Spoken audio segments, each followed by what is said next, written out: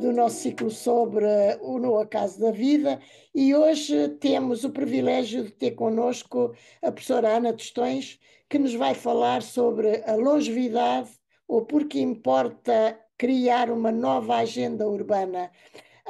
Professora Ana Tostões, primeiro de tudo e antes de mais nada, eu quero agradecer-lhe vivamente ter aceitado o nosso convite e estar hoje aqui conosco, porque é particularmente importante, penso eu, para todos nós, conhecer tudo aquilo que a professora nos vai trazer e aquilo que lhe tem também ocupado a sua vida, pensando realmente naqueles que vão passando os dias e vão tendo cada vez mais um dia e menos um dia.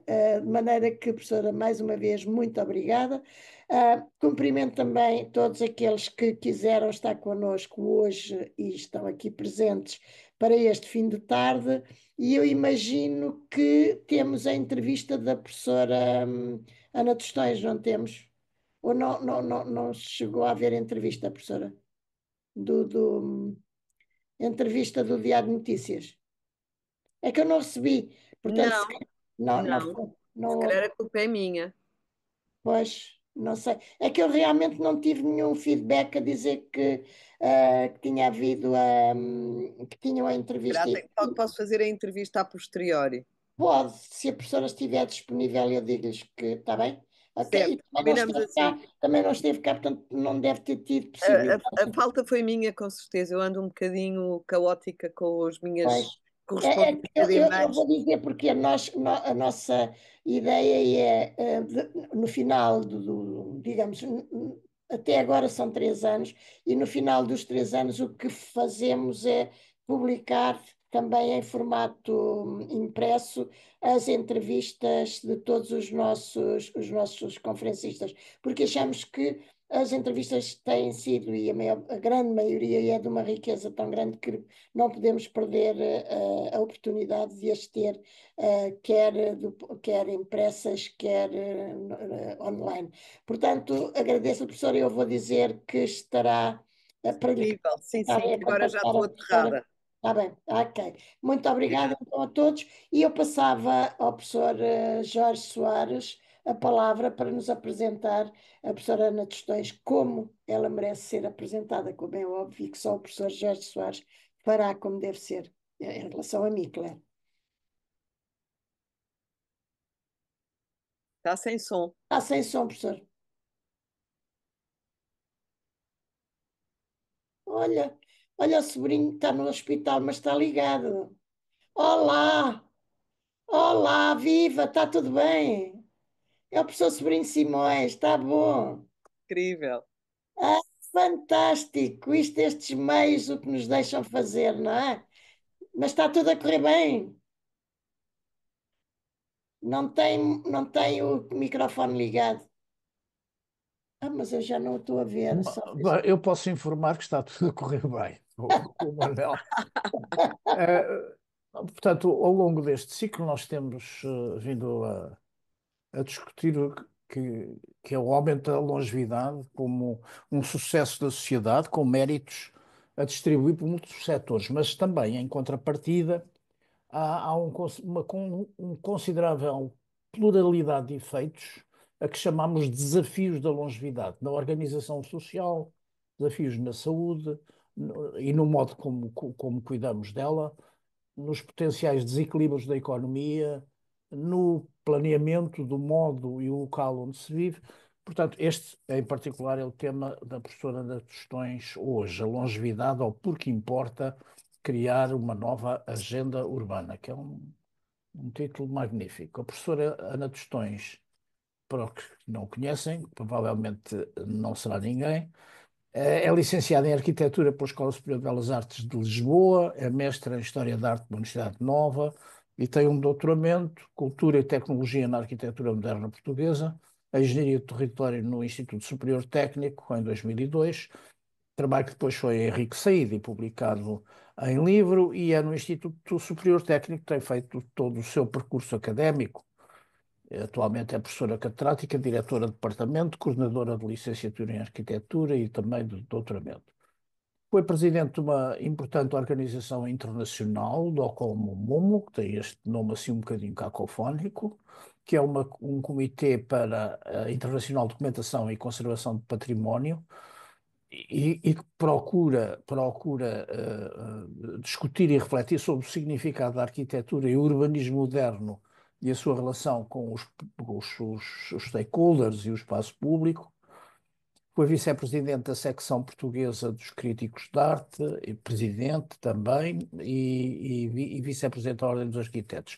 O campo de investigação da professora Ana Tostões centra-se sobretudo na história da arquitetura e do urbanismo modernos, tema em torno dos quais publicou muito, mais de uma dezena de livros, uma centena de artigos, curadoria de exposições, participação em comitês científicos e palestras em universidades europeias, americanas e asiáticas. Aliás, vem de um périplo eh, com uma estadia mais longa no Japão, onde foi invited professor na Universidade de Tóquio, também na Escola Politécnica Federal de Lausanne, na Universidade Católica de Louvain, na Escola Técnica Superior de Arquitetura de Barcelona e na Universidade de Navarra, assim como também na Universidade do Porto.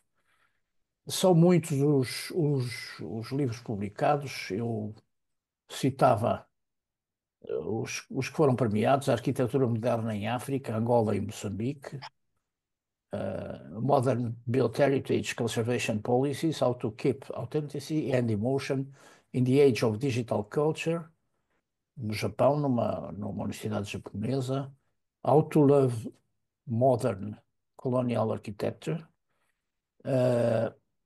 Em relação às exposições, citava Keil do Amaral, arquiteto e humanista, Arquitetura Moderna Portuguesa 1920-1970, Arquitetura e Cidadania, Ateliê Nuno Teotónio Pereira, Biblioteca Nacional de Portugal, também sobre as instalações, sobre os museus e a sede da Fundação Gulbenkian, e numa colaboração que tive o privilégio de também participar, Cure and Care, Arquitetura e Saúde. Ana Tostões recebeu vários prémios, é comendadora da Ordem de Infanto Henrique, recebeu o prémio Gulbenkian da Academia Portuguesa de História, recebeu o prémio da Bienal Ibero-Americana de Arquitetura e Urbanismo e também o prémio da Academia de Arquitetura de França. Com este conjunto, eu dava a palavra à professora Tostões, reforçando o gosto em haver aqui, é tanto mais quanto há uma razão adicional e que eu não mencionei no seu currículo. A professora Tostões é membro correspondente da nossa academia. Professora Ana Tostões, the floor is yours, please. Muito obrigado, Sr. Professor, queridíssimo amigo e queridos amigos.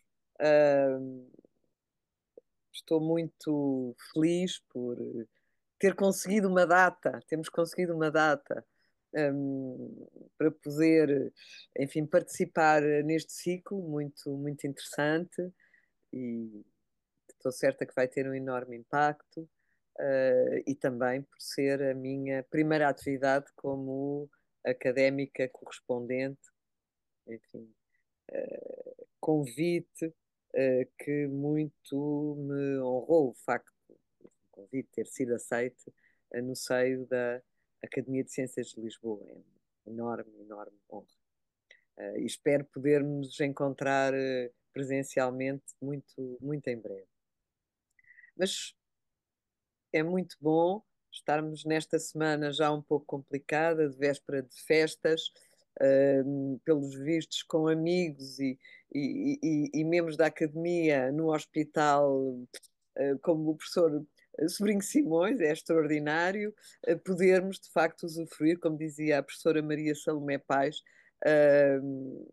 das vantagens da longevidade. Estamos, enfim, todos felizes e ativos e ativíssimos, enfim, com grande esperança de trabalhos e obras, e fico muito feliz também por saber que este conjunto de conferências e entrevistas tem o objetivo de ser publicado. É sempre muito bom estarmos ocupados e,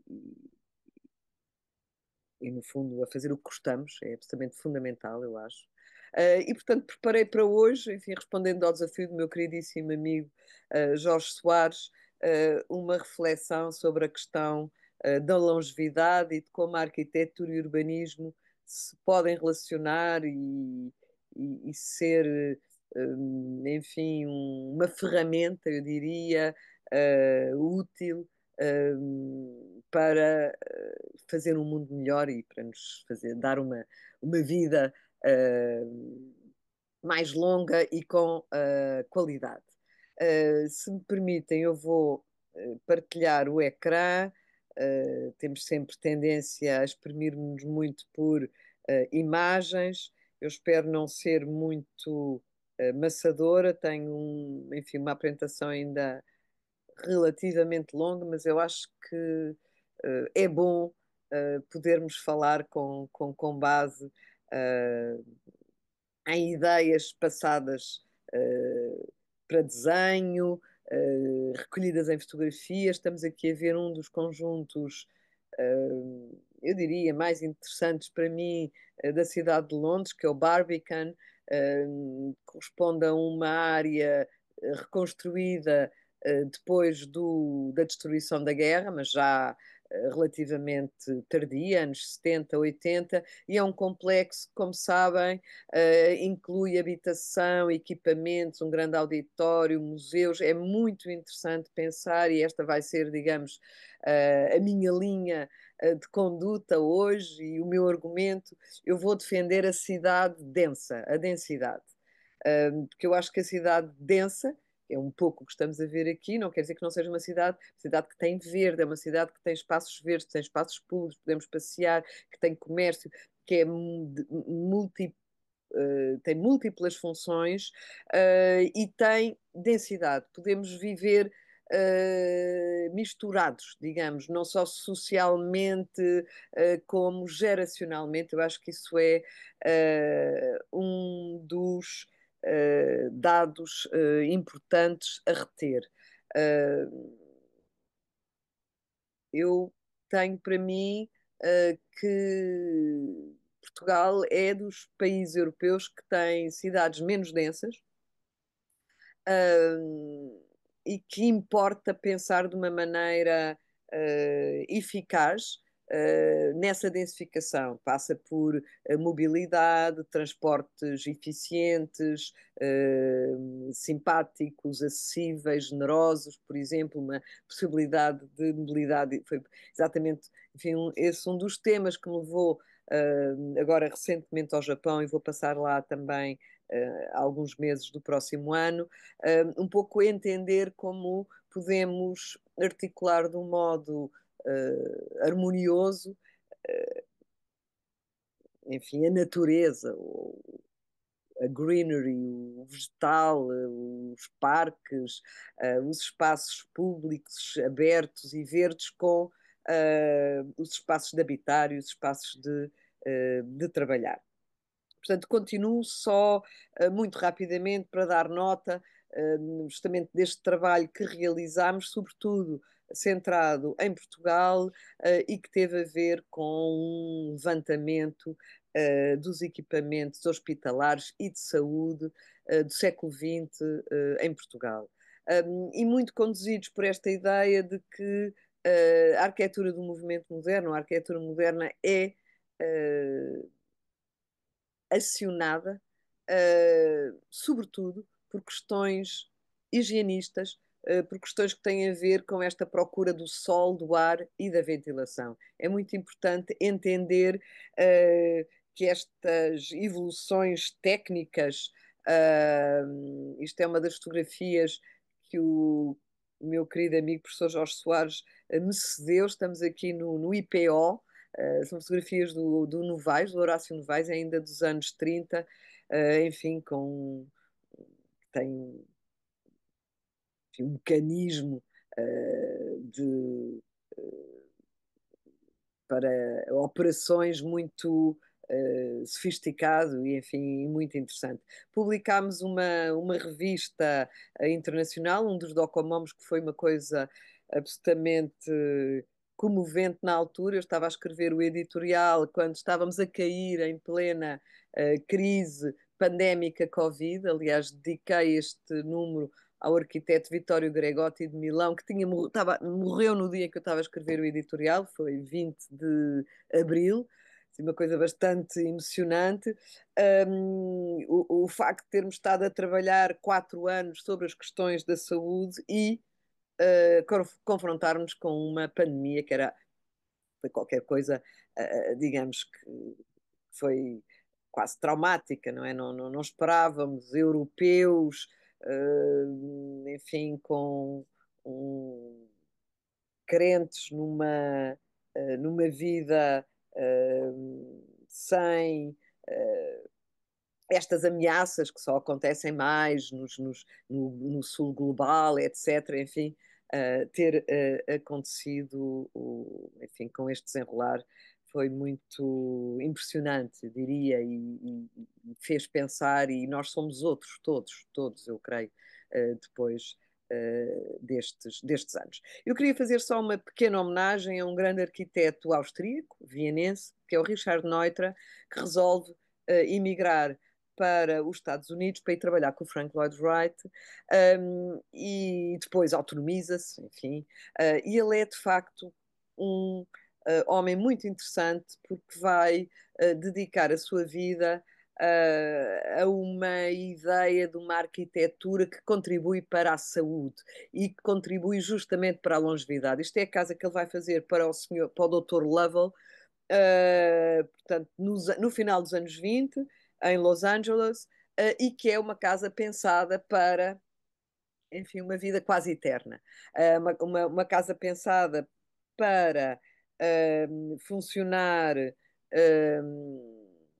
agarrada enfim, isto era na altura da construção, em que não havia quase nada à volta, mas é uma casa em que interior e exterior se interpenetram, em que há espaços de ginásio, há piscina, há toda uma procura de bem-estar trazido sobretudo através justamente do sol, do ar, da ventilação, portanto, a helioterapia como uma ideia, ou digamos como um processo de cura e de melhoria da vida. O Lovell tinha uma coluna no jornal, na época, justamente sobre saúde, com imensas recomendações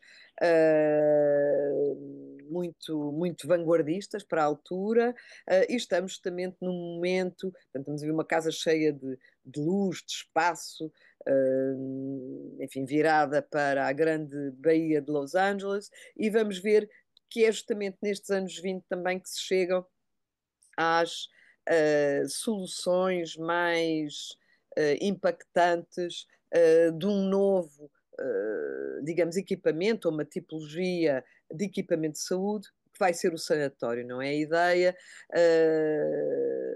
de que a cura ou o tratamento da tuberculose passa pelo descanso e pela estada em espaços apropriados. E estamos a ver um dos mais importantes sanatórios europeus, o Zona Astral, na Holanda, e é muito curioso este caso do Zona Astral, porque vai ser considerado, até hoje, um património, um monumento da Holanda, porque é o lugar onde os lapidadores de diamantes, que ficavam afetados com o carvão e, enfim, contraíam tuberculose, eram tratados. E, portanto, isto é considerado um lugar que tem que ser preservado, porque importa homenagear e celebrar a vida dessa gente que contribuiu muito para a riqueza holandesa. Eu acho que é muito bonito isso. O outro sanatório, enfim, que é incontornável de referir, é o Sanatório de Paimio, onde o Alvaralto, o arquiteto Alvaralto, experimenta pela primeira vez, enfim, de um modo muito singular, colocar-se no corpo do paciente. Ou seja, ele pensa um espaço que pode ser habitado anos pela mesma pessoa e que provavelmente passará a grande parte do tempo na posição horizontal e vai pensar como resolver os tetos, como resolver a luz. E o que é também interessante aqui é esta ideia de que um certo compromisso com o que é o bem-estar, o conforto, o tratamento, vai ser fundamental para alimentar grandes ideias da arquitetura moderna que vão sair dos equipamentos da saúde para a, digamos, os equipamentos da vida normal, se me posso exprimir desse modo. E, portanto, a tese é de que, de facto, esta arquitetura e urbanismo e pensamento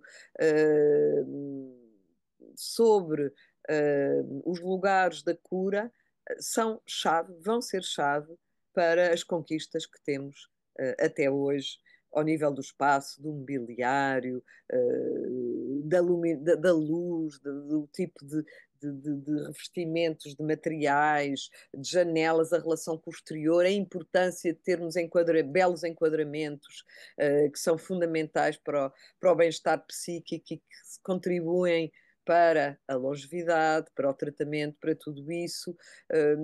E detalhes, por exemplo, ocorre-me referir que este corrimão, que o vemos, enfim, um bocadinho metálico, o Alto vai ser o primeiro arquiteto a pensar que um corrimão metálico, porque ele de facto era um arquiteto que estava na vanguarda, e na vanguarda moderna, muito influenciado pela Bauhaus e pelo mobiliário tubular em aço, e ele vai pensar, mas eu estou na Finlândia, a minha terra é uma terra de madeira, de árvores, de florestas, eu vou transformar essas ideias usando a madeira, e vai conseguir fazer mobiliário tubular em madeira e vai, por exemplo, pensar o quão desagradável é um corrimão de aço, tão frio, tão inóspito, e vai forrá-lo com pele, por exemplo. Isto são, digamos,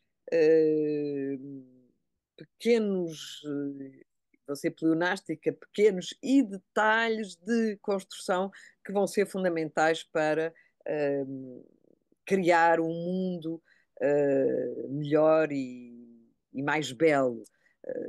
Inclusive a ideia de coordenar as cores, não é? Num país, num lugar onde quase 3 meses são noite, não é? E sem dia. E a importância, não é? Vimos aqui as cores deste refeitório, enfim, tudo isso vai ser fundamental para todo o desenvolvimento, eu diria, da grande arquitetura ao longo do século XX e XXI. E vamos ver que os parques é outra das matérias, portanto, ligada às questões urbanas, se quisermos, e de grande escala, e sempre penso na reação que foi disputada com as malfeitorias da Revolução Industrial, não é? Esta é a vista do Gustave Doré sobre Londres, enfim, todas aquelas slums onde se vivia crianças, adultos, não idosos, porque não chegavam à idade de séniores ou de idosos, não é? Morriam cedíssimo, com 30 anos, por aí fora.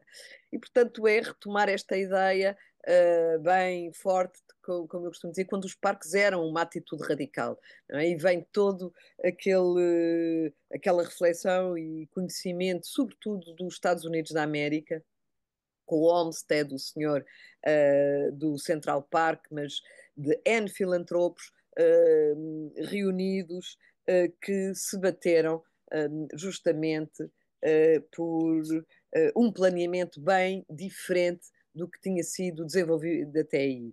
E vamos ter depois tudo o que é a relação com a ideia das bactérias e de como esta arquitetura tem que ser quase ascética e ajudar a combater as enfermidades, as doenças.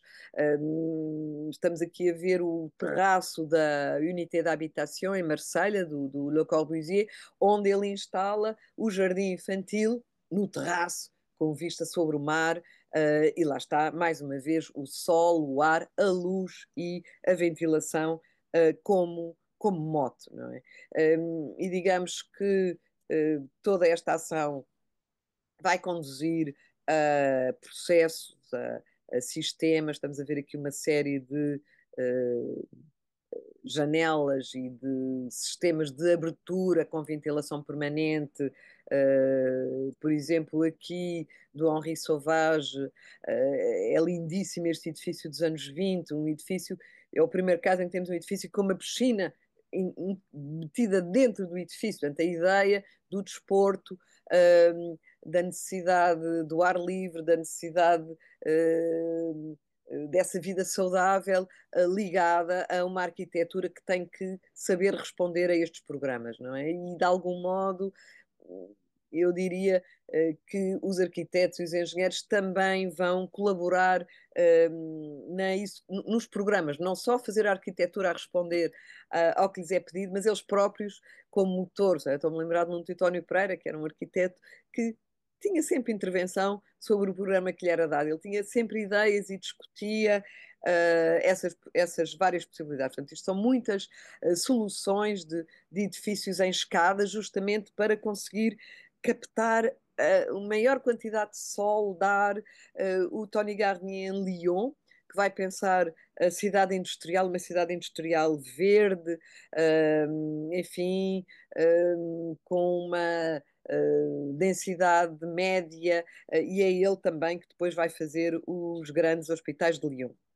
E, por sua vez, o Corbusier, enfim, bem radical, vai propor a cidade para os 3 milhões de habitantes, que é uma cidade verde, não é? A ideia de uma cidade verde radical, eu acho que isto é um bom ponto de discussão, não é? Porque é uma visão quase abstrata e quase que reia à desumanidade, por um lado, mas por outro é a ideia de insistir na importância do ar, da ventilação e do espaço verde, de tal modo que talvez uma das ideias das criações com mais consequências que o Corbusier propôs terá sido este da ideia do immeuble de vila. No fundo é pensar que as vivendas, as villas, não é, podem ser sobrepostas, porque é impossível todos viverem em vivendas, e que se pode incorporar o jardim da vivenda nos edifícios em altura. Portanto, é basicamente esta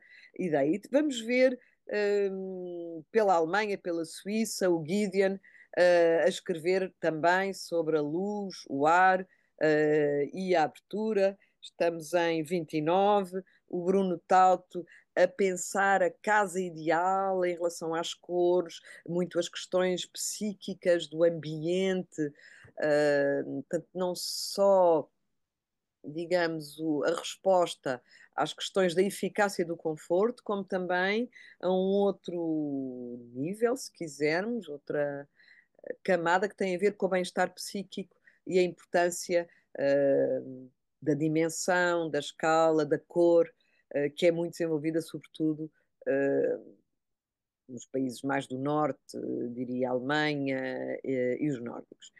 E voltando aqui à Ibéria, e enfim, por momentos, não é, da República Espanhola, este grupo, o GATPAC, um grupo radical catalão, que tem uma revista e que vai começar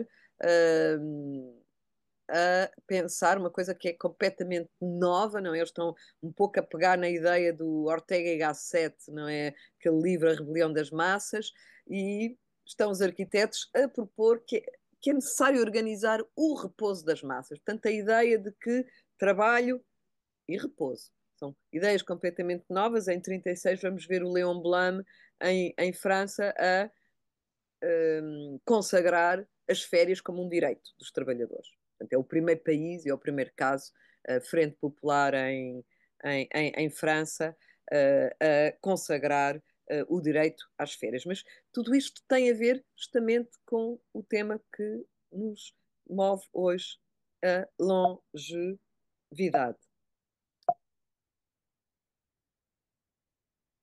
Não sei o que é que aconteceu, que não estou a conseguir passar esta imagem. Lá, passei mais para a frente. Bom, e vamos ter um dos grandes congressos de arquitetura moderna sobre a questão das casas e do lazer. Portanto, o lazer e o repouso como um dos grandes temas.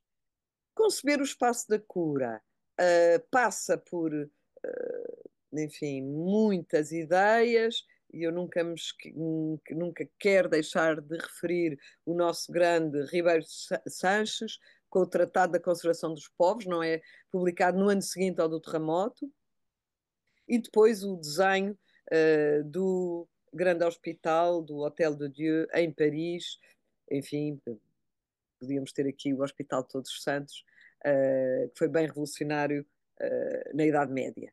A verdade é que os hospitais eram lugares para pobres, eram quase asilos, não é? Os ricos não iam aos hospitais, e vamos ter com as guerras, e é importante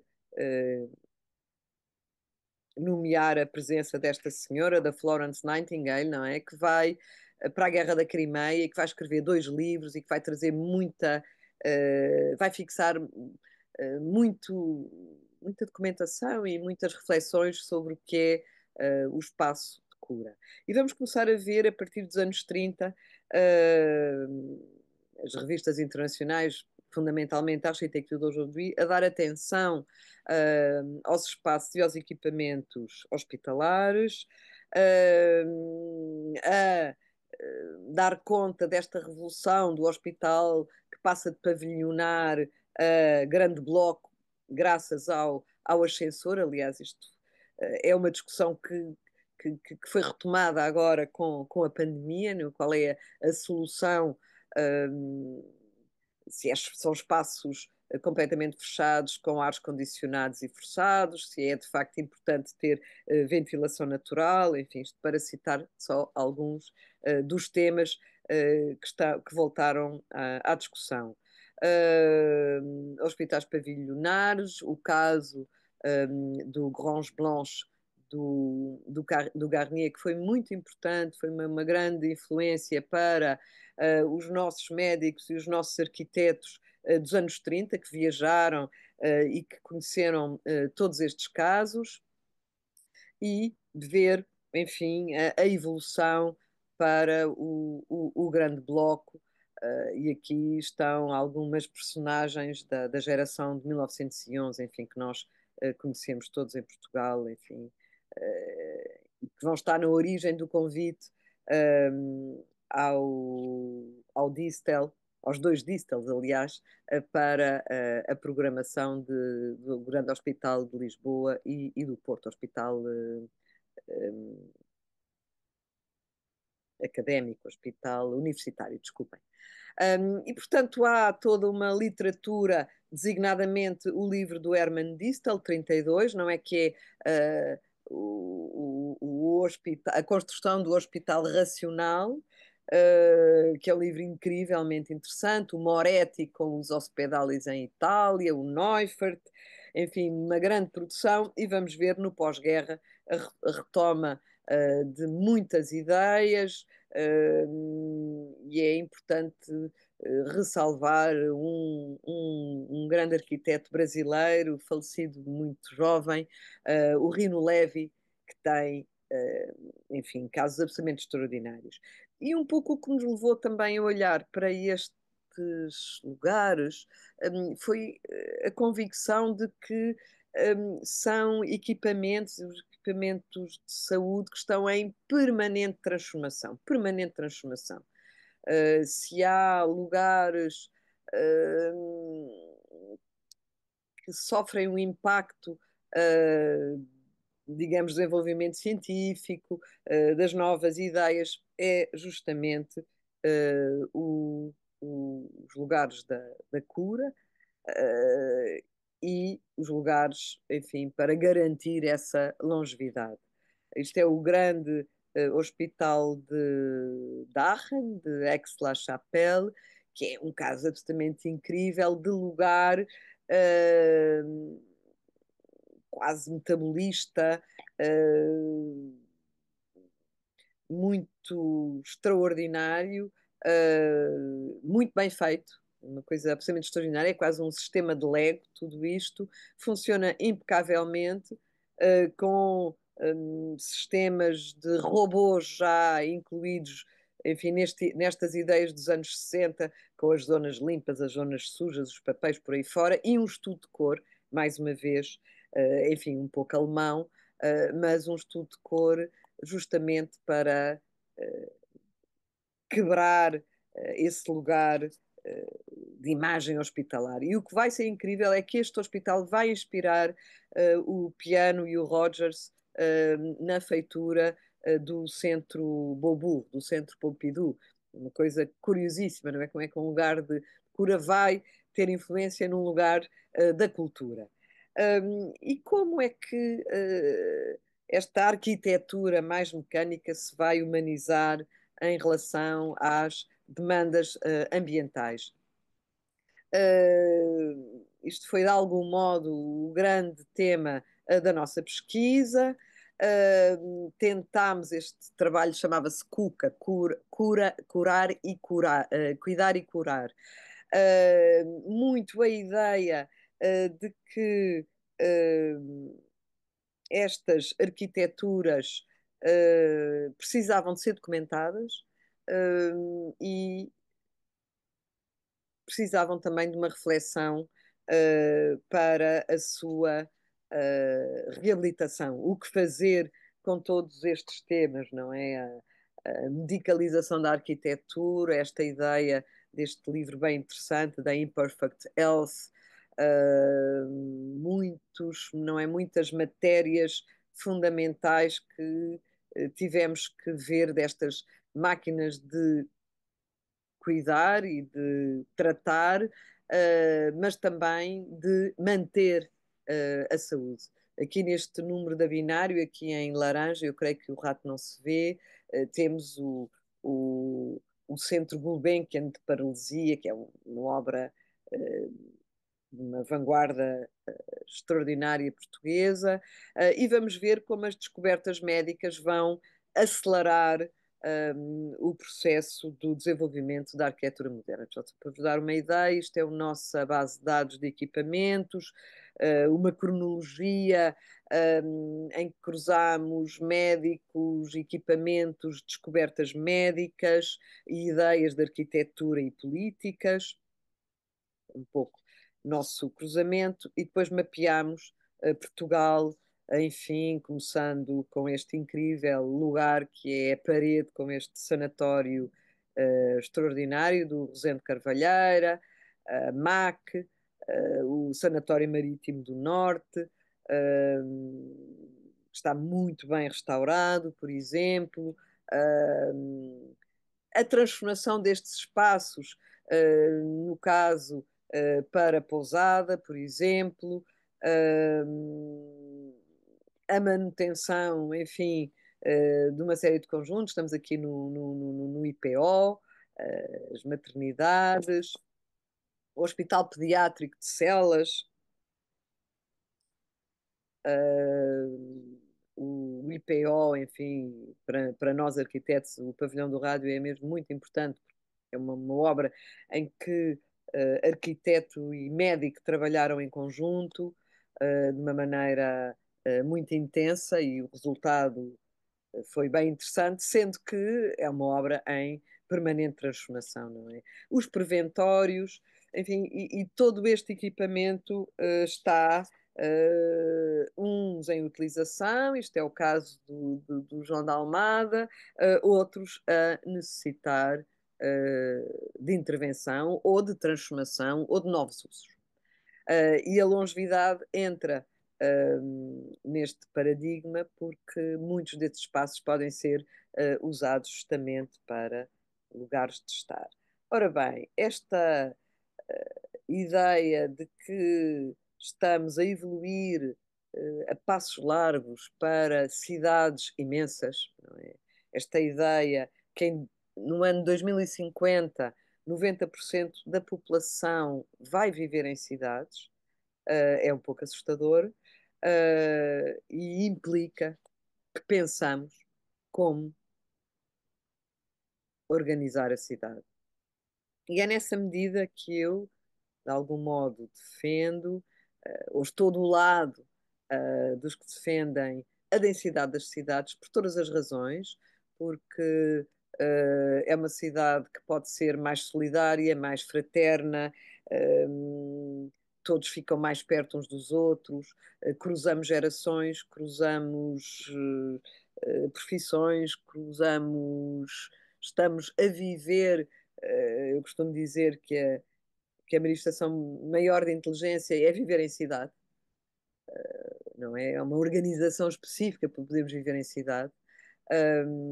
E eu diria que uma longevidade feliz passa por pensarmos as cidades, e o campo, naturalmente, mas as cidades de um modo amigável para o idoso, não é? Sabemos que o mundo está a ficar mais velho, nós vivemos mais, há menos crianças, uh, e, portanto, estes números são extraordinários, não é? Estamos aqui em 2017, 2020, 2030, com a população idosa a aumentar. Isto é uma fonte das Nações Unidas, 2015, e temos aqui o Over 60s, onde não sei se estamos todos, eu estou certamente, over 60, a subir exponencialmente. E aqui a previsão para 2050, não é? Se compararmos este mapa até já em África, não é? Até na África, claro que é a saariana, não é mais, mas é incrível. China, Europa, Estados Unidos, uma enorme percentagem de maiores que 60. Maiores de 60 que se desejam saudáveis, com muita sabedoria acumulada, às vezes com problemas de mobilidade, mas capazes de trabalhar e de responder, e por isso a cidade tem que saber integrar todos e designadamente o idoso. Enfim, aqui no fundo estamos a ver uma síntese do que eram aqueles mapas, não é? Portanto, África, enfim, o grande crescimento, e aqui no outro quadro, a população com 80 anos ou mais de 80 anos, como evoluir.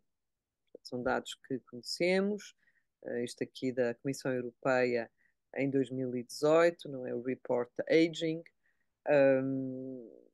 e a distribuição da população portuguesa também. Não sei se eu não tenho dados muito recentes, e portanto imaginamos que tudo isto está mais radicalizado, mais forte, não é? Portanto, isto são dados de 2015 já.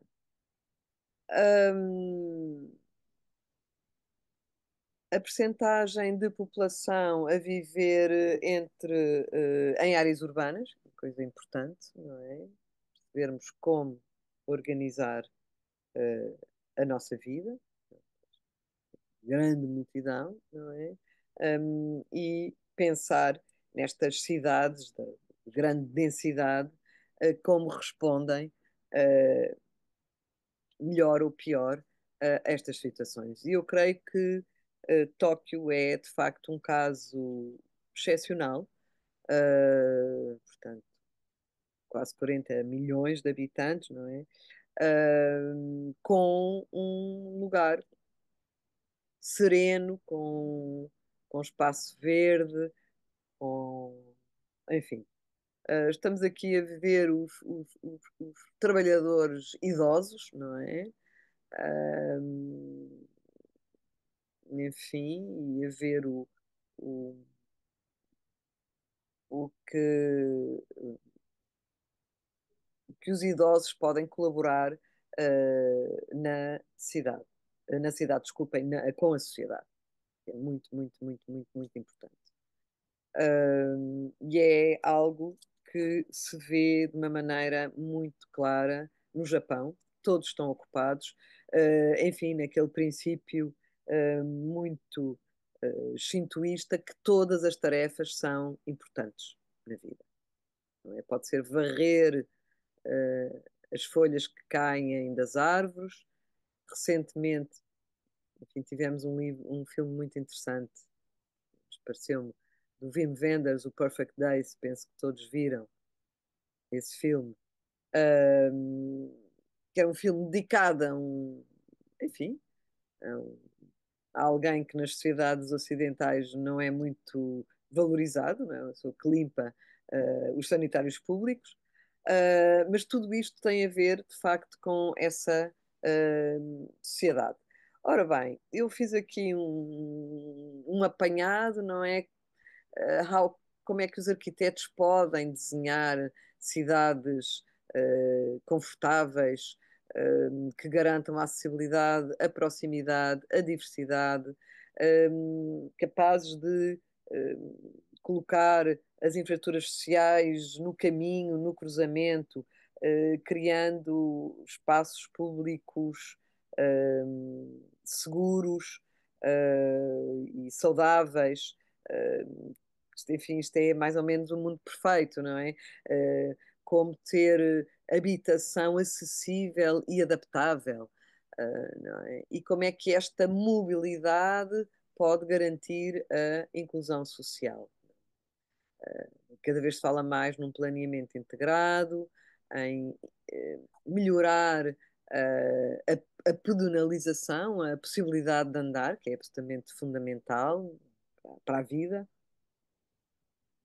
transporte público, coordenar o tráfego e, de facto, garantir a inclusividade e usar as tecnologias. Não é? Há pouco estávamos a falar que era extraordinário estarmos enfim, com o professor Sobrinho Simões no hospital. É de facto extraordinário, podemos estar a fazer esta conferência em Zoom. Como há muito mais matérias que são muito interessantes, que vêm da ideia da Smart City ou da inteligência artificial, que podem ser ferramentas utilíssimas para melhorar a vida mais longa, não é? A vida do idoso, aplicações que permitem aos idosos viver sozinhos, por exemplo, enfim, a questão naturalmente da mobilidade, que é já um dado, podemos dizer, bem adquirido. Isto são exemplos, por exemplo, numa cidade relativamente interessante do ponto de vista da mobilidade no Brasil, que é Curitiba, funciona muito bem a esse nível, portanto, com sistemas de transportes acessíveis a todos, e a ideia desta cidade compacta feita de distâncias curtas, não é? Fala-se agora na cidade dos 15 minutos, dos 20 minutos, a pé, não é? Esta ideia de cidade compacta que promove uma densidade residencial elevada, os usos mistos e centralizados, as infraestruturas necessárias para o funcionamento a uma curta distância a pé, atividades urbanas aproximadas para garantir acesso, serviços, instalações, meio de transporte público, ciclismo a pé e uma escala humana também enfatizada, digamos. Portanto, conectar o compacto, o trânsito, a densificação. Isto é um exemplo de uma cidade verde em Freiburg, um estudo bem interessante, onde foram experimentadas políticas de desenvolvimento urbano defensoras dessa cidade compacta, intergeracional, que parece ser o segredo. Nesta cidade compacta, podemos ver a evolução das bicicletas, por exemplo, dos, dos, da alternância com carros e transporte público, não é? O planeamento urbano segue diretrizes de desenvolvimento compacto, são a cidade de curtas distâncias, política espacial que insiste na organização de serviços que possibilitam transporte sustentável e previnem a expansão, e zonas de acesso interdito a carros e de fácil acessibilidade para pessoas de todas as idades, portanto, incluindo idosos. Perguntamos, bom, mas então queremos mesmo viver em cidade e como é a relação com a natureza? Eu creio que a relação com a natureza pode sempre existir. Estamos numa cidade, Kanazawa, no lado ocidental do Japão, com belos parques, com crianças e idosos cruzando-se, animais, enfim, bem animados. E com um aspecto que me parece muito importante, que é a ideia também de celebrar as esperanças das pessoas. E esta relação com a natureza é, de facto, chave, não é? Esta ideia de que dependemos absolutamente da natureza e que damos valor à pequena flor, ao pequeno mosquito, enfim, quase o japonês, não é? Um, é, eu acho que é reveladora de uma sociedade bem evoluída, com cidades muito densas, cidades que tiveram uma grande vantagem, quase que podemos dizer, não é? E sobretudo esta relação tão harmoniosa entre o natural artificial, tudo artificial, não é? Entre o dentro e o fora, entre o jardim e a casa, que é um segredo absolutamente bem guardado. Portanto, digamos, esta harmonia entre o que pode ser o grande desenvolvimento, a densidade populacional elevada, como podemos todos viver em comunidade e partilhar os espaços, sendo que o Japão tem uma condição privilegiada em relação a muitos países, não é? Enfim, privilegiada no horror. Não é? As cidades ficaram reduzidas a pó, a nada. Não é? Tóquio, depois da guerra, tinha umas coisinhas em Ueno, mais nada.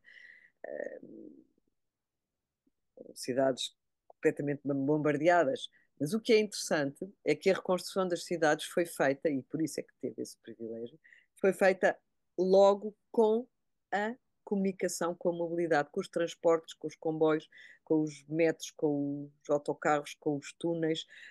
Mas, se quisermos, é quase uma arquitetura que é infraestrutura, que é ponte, que é rua, que é casa, que é centro comercial, que é hospital, tudo está ligado e tudo faz parte do mesmo. E, e depois é a Ásia, não é? No seu melhor, com o idoso muito respeitado e com o idoso muito ativo, sempre muito ativo, com uma relação com o bem-estar que passa também pela gastronomia, é muito importante. Pensarmos que também somos o que comemos, e que há enfim, um cuidado enorme também nessa diversidade de alimentos e no seu tratamento, e depois, enfim, uma sociedade com muito idoso e com muito idoso também a cruzar-se com a juventude, idoso autónomo, e deixo-vos com imagens, enfim, deste mundo denso, onde o idoso é muito presente, é muito útil e é muito respeitado e muito integrado. Faz muitas tarefas. E também a distribuição do correio. Muito obrigada. Espero, agora vou ter que parar.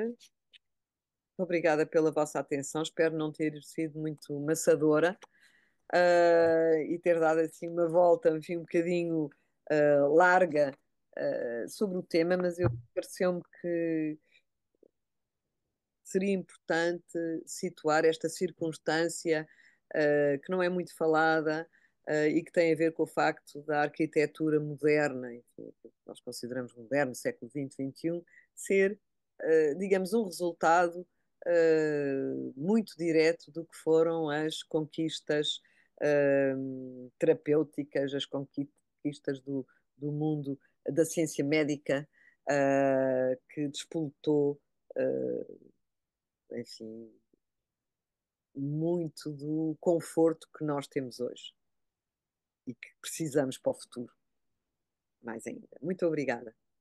Muito obrigada, professora Ana Testões, por esta interessantíssima conferência que nos trouxe e um conhecimento que nos prende, aliás, que eu acho que continuaríamos aqui a ouvi-la, olhando novas soluções, vendo como é possível e vendo até como no Japão temos exemplos de preservação, digamos, dos hábitos, de respeito pela idade, pelas necessidades dos mais idosos, mas também olhando para a Europa e em que encontramos realmente cidades, que são cidades, inclusive, penso eu, bem industriais, e que preservam esta noção de que a cidade é para se viver e a cidade é para se viver bem e com conforto.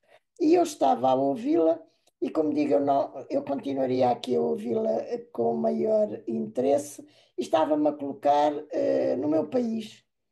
E, de facto, olhando para Lisboa, eu lembrava-me que se dizia, mas Lisboa está sem vegetação, mas Lisboa não tem condições de uma habitação saudável e agradável.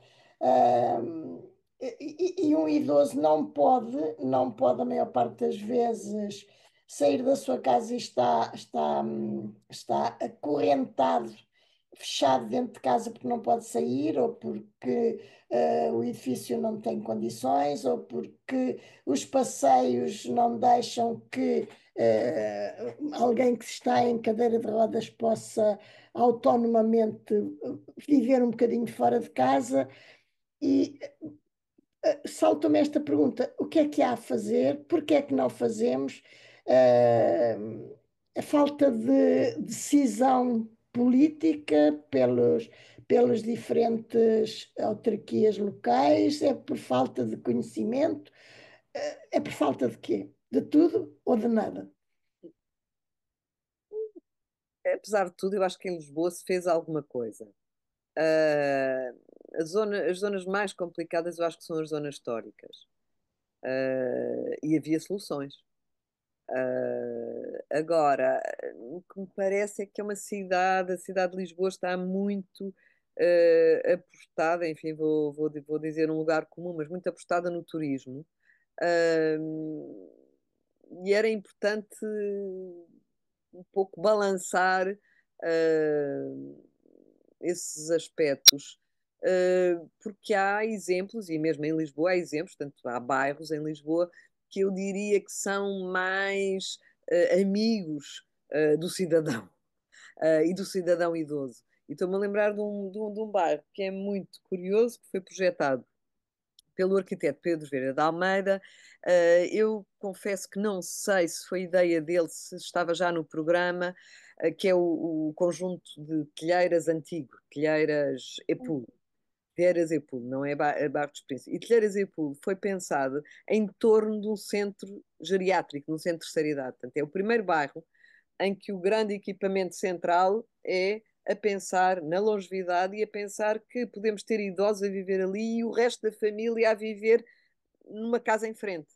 Portanto, um idoso que precisa de cuidados está no centro, portanto, é assistido, e os filhos, os netos, podem ter uma casa em frente, digamos. É uma ideia muito, muito, muito, muito interessante. E, por outro lado, também pensado um bocadinho, enfim, a questão da cadeira de rodas é muito, muito, muito, muito complicada. Eu sei porque nós fizemos uma visita quando foi a Open House, e recebemos uma pessoa em cadeira de rodas e foi complicado conseguir andar com ela. Não é fácil. E há pequenos detalhes que seriam não tão difíceis de fazer. Agora, porque em Lisboa. Eu acho que eu diria que Lisboa devia ser mais densa, claramente. Porque se fôssemos mais densos, éramos mais ricos e tínhamos mais financiamento para poder resolver problemas de transportes, por exemplo, bem resolvidos.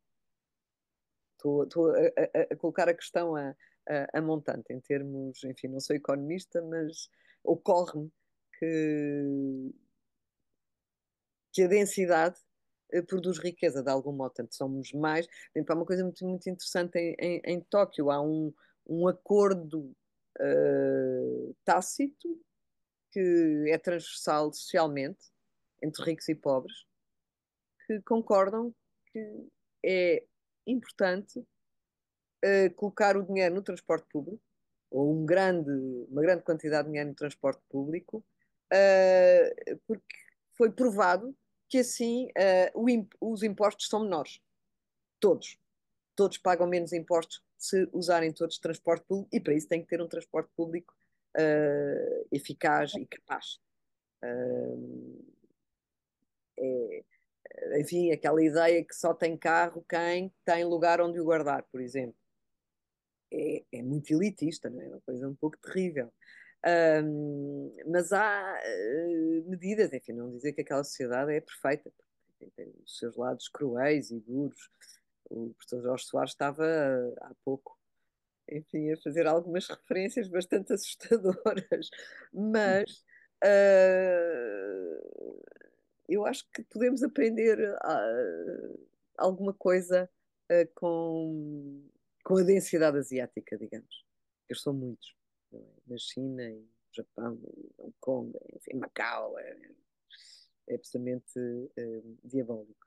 Agora, o que me parece é que, quer na China, a China, enfim, a China é muito diversa, não é? Mas enfim, o caso que eu conheço melhor, que é de facto estou a dizer o Japão em geral, conheço várias cidades, como é possível manter esse equilíbrio com o espaço natural estando na cidade. Lisboa é uma cidade muito complicada com a topografia, de facto. Devíamos ter muitos funiculares, eu acho, simpáticos, amáveis. Agora é uma cidade lindíssima, não é? Tem uma cidade muito bonita. E o E que Porto, depois, é outra cidade lindíssima, é, mas mas também com problemas. O Porto estão está a mais a difícil. fazer infraestruturas incríveis de metropolitano. Eu acho que vai bater Lisboa em breve. Está ali o nosso querido amigo, o professor Manuel Sobrinho Simões, é mesmo, estão a fazer N linhas e muito racional, muito bem feito. Vamos querer mudar-nos para o Porto em breve. Eu acho que tenho. Há Duas mãos levantadas, a Helena Santos, faz favor. E Jorge Soares. E mais alguém que queira, por favor, ou usa a mãozinha digital ou a mão também física, que também veremos. Helena, Eu queria agradecer à professora Ana Tostões por nos trazer esta palestra tão interessante e por nos pôr a pensar em algumas coisas. Bem, eu sou velha já, portanto, estas estes assuntos dizem-me bastante, até porque, como é óbvio, eu própria tenho que procurar onde viver quando for ainda mais velha. E de facto, eu acho que a situação em Portugal é muito má. Eu moro em Carcavelos e quer dizer, daqui a uns anos já não consigo sair de casa, como é óbvio, porque os passeios estão cheios de lombas e disto e daquilo, portanto é completamente impossível.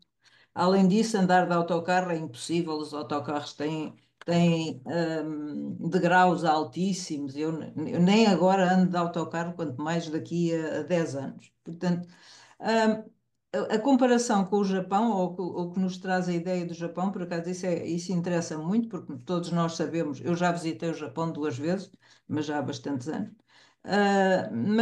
E acho que seria fantástico transpor para aqui, mas eu acho que é impossível transpor porque a mentalidade japonesa é completamente diferente da nossa. E, portanto, nós, os velhos, quer dizer, se uma pessoa com 65 anos só quer acha que tem direito de estar em frente à televisão a não fazer nada, eu acho que não se pode mudar isso. Portanto, isso é cultural, acho que não dá transpor para isso. Mas durante a sua apresentação, quer dizer, gostaria de ouvir a sua opinião, mas durante a sua apresentação, surgiu-me uma ideia que talvez seja completamente estúpida, mas por que não construir de facto de raiz, por exemplo, sei lá, no Alentejo, onde haja espaço, uma cidade completamente adaptada para velhos. Ou para velhos, quer dizer, estou a dizer pessoas com mais de 65 anos, não sei se uma pessoa com 65 anos é velha, mas pronto. E então, sim, quer dizer, podia-se, porque eu acho que, embora seja fantástico a ideia de interação intergeracional, mas eu acho que é impossível ter, quer dizer, uma cidade como Lisboa, ou eu digo como Cascais ou como Carcavelos, eu acho que é impossível ter essa mistura e servir às duas faixas, a várias faixas etárias. Portanto, por que não construir de raiz uma cidade no Alentejo só para velhos? Quer dizer, não era só para velhos, os outros também lá poderiam viver, mas Também precisam. essencialmente os velhos, ela era desenhada essencialmente para tornar a vida fácil aos velhos. Acho que pode ser uma hipótese, só que tem que ser uma cidade, e uma cidade é feita por muita gente que a habita, tem que haver várias gerações, senão é uma vida muito triste. E essa é muita questão, não é? Não guetizar, por um lado, agora é verdade, pode ser feita uma. E aliás, há experiências dessas já feitas. Eu estou-me a lembrar em Espanha, já há projetos em grandes herdades, portanto, em zonas do sul, com projetos quase tipo mosteiros, portanto, seguindo a tipologia medieval do mosteiro, feitas por colegas meus excelentes, o Iñaki Ábalos tem um projeto absolutamente incrível, que são uma série enfim, de gente com massa que se juntou, compraram um terreno e no fundo, Sim, é a habitação colaborativa. Mas, exatamente, mas não é uma cidade, mas é como se fosse uma cidade. Aliás, a estrutura monacal, não é do mosteiro, é quase um habitat, não é? Na altura em que a Europa não existia, depois da queda do Império Romano, as cidades não eram safes, não eram seguras para as pessoas viverem. Na verdade, eu costumo sempre dizer, o território europeu começou por ser um lugar da cristianização de mosteiros ligados uns com os outros, com estradas, e só para aí no século IX é que a cidade volta, enfim, a ter força, porque já é um lugar de facto seguro. Mas isto para dizer que a tipologia de mosteiro é muito, muito, muito, muito curiosa e foi justamente essa que foi seguida pelos meus colegas para fazer essas microcidades, não é? No fundo são lugares para várias famílias, enfim, famílias e indivíduos habitarem pequenas celas com sítios incríveis. Eu acho que por acaso podia ser uma coisa interessante. Eu gostava imenso de visitar isso. Podíamos combinar fazer um excursionista, Ah, ir ver como é que Uma isso visita de resulta. Eu estudo. nunca fantástico, visitei, mas gostava fantástico, muito. fantástico. Ah, Bem, Jorge, eu não sou. Não é muito para perguntar, mas é mais meio comentário e também para agradecer e felicitar a professora Ana Tostões. Foi uma viagem fascinante por lugares muito longe de nós, muito contrastantes com aquilo que é a nossa realidade. Eu acho que este fim de tarde foi quase uma epifania, que foi uma coisa muito boa. Na verdade, eu acho que os políticos ouvem poucos arquitetos. E é por isso que nós Os estamos um arquitetos não pouco sabem assim. falar. Não sei, Por há um outro problema lado, comunicacional. nós em Portugal temos muito um conceito que veio do tempo do Estado Novo, que é que queríamos ser todos funcionários públicos, queríamos nos reformar cedo, aquilo que chamávamos que era o merecido descanso. Exatamente. E daí aparecer o estereótipo da Praça Central e dos idosos a jogar às cartas, não é? Exatamente, com as Na suas verdade, bengalas. este conceito E as que, idosas em casa, e as idosas em casa. exato, que a Ana transmitiu é muito interessante, porque é um bocadinho o contrário da ideia que nós tínhamos. Nós tínhamos esta ideia, um pouco do que a professora Helena Santos referiu, que é guetificar, arranjar umas coisas em tipo Portugal dos pequeninos, em cidade, onde pôrmos os velhos todos, e ficávamos todos tranquilos, sobretudo as famílias, não é? E eles depois estão lá casmurros uns com os outros. No outro dia eu vi, aliás, uma reportagem em Espanha, um pouco daquilo que disse a professora Ana Tostões, terem comprado um terreno e terem construído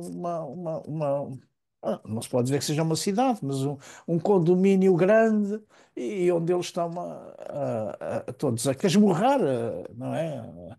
É, e realmente a densificação tem uma vantagem, é que estamos mais próximos uns dos outros e podemos nos ajudar.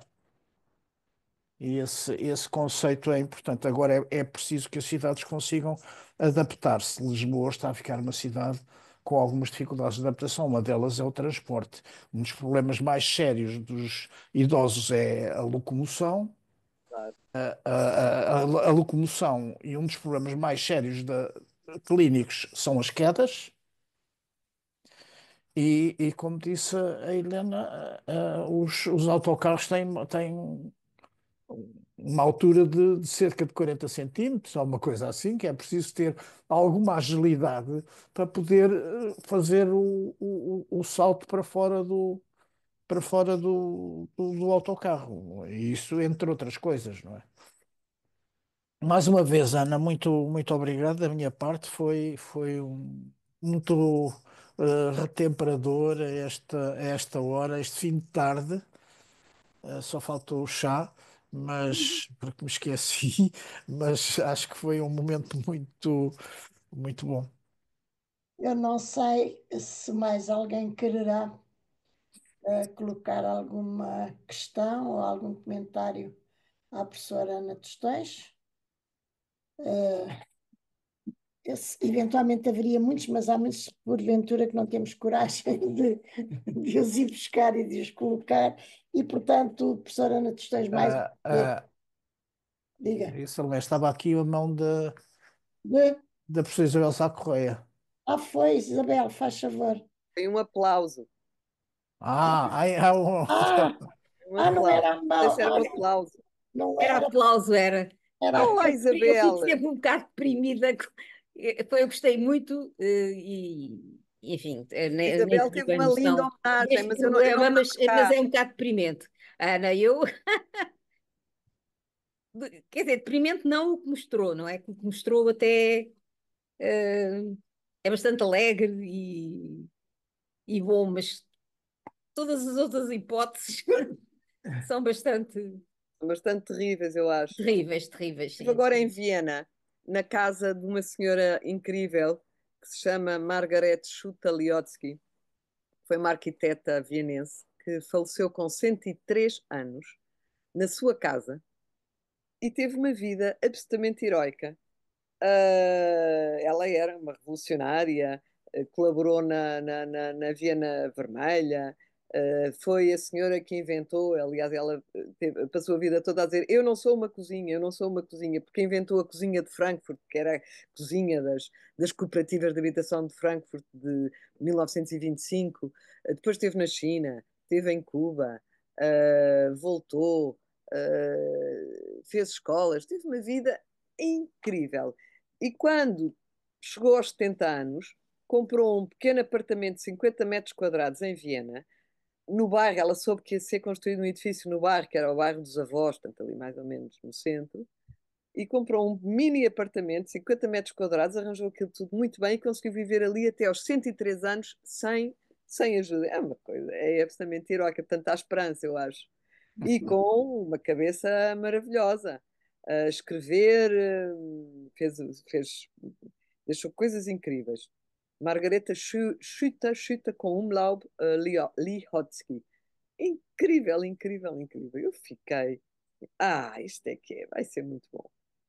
Mas lá está, preparou uma casa mínima para poder limpar a casa, portanto, com isso todo esse sentido, portanto, não é casa grande, é casa mínima, tirou as portas, tudo seguido,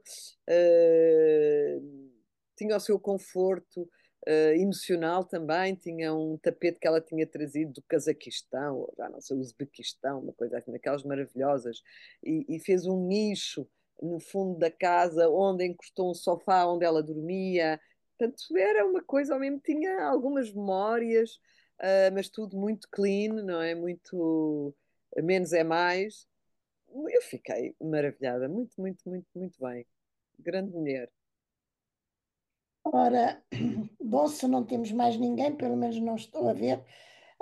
Agradeço mais uma vez à professora Ana Tostões esta maravilhosa conferência que nos trouxe, de reflexão também, e convidava todos a voltar para o próximo ano, ou seja, no dia 8 de janeiro, em que teremos uma conferência sobre longevidade e políticas públicas, com a presença e o nosso conferencista, o professor Pedro Pita Barros.